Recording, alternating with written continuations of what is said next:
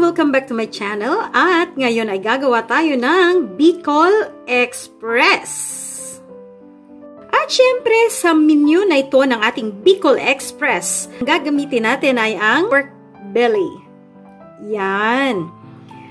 Mas preferred ko ang pork belly dahil nag-aagaw yung taba at saka malambot yung karne. So, kinat na natin to into parang minudo cut.